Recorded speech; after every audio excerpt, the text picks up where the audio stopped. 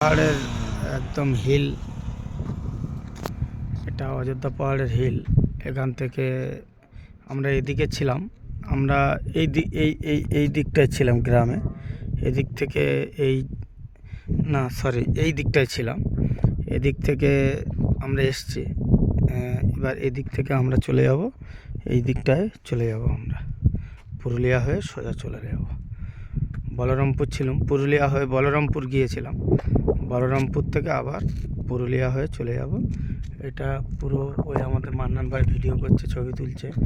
এই আমার পক্ষীরাজ সারা রাস্তা ধরে আমার এনেছে এই গাড়ি।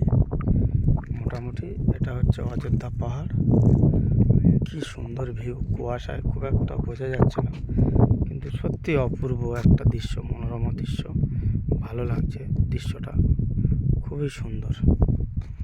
এই ড্যাম বলে, ওইসব সোলার প্যানেলগুলো আছে ওর মধ্যে। এখান থেকে বিদ্যুৎ তৈরি হয় টারবাইনের সাহায্যে। ওপার দিয়ে এ করে ড্যাম আছে।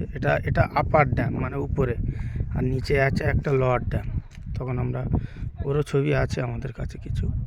খুব সুন্দর, দারুণ লাগছে, অপূর্ব দৃশ্য। যে কলকাতার কাছাকাছি এত সুন্দর একটা জায়গা আপনারা না আসলে বুঝতে পারবেন না। সত্যি অপূর্ব একটা জায়গা, খুবই ভালো লাগলো।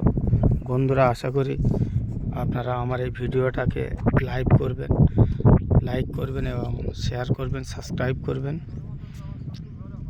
যেটা ভুলভাল হবে আমাকে একটু গাইড করবেন, বলে দেবেন। আশা করি আপনাদের ভালো লাগবে।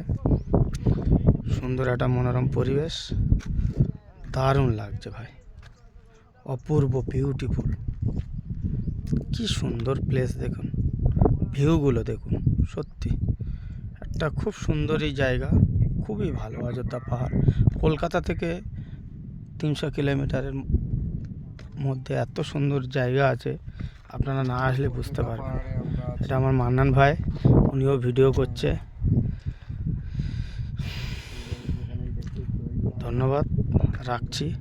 দোয়া করবেন যেন আমাদের সফরটা ভালোভাবে কাটে।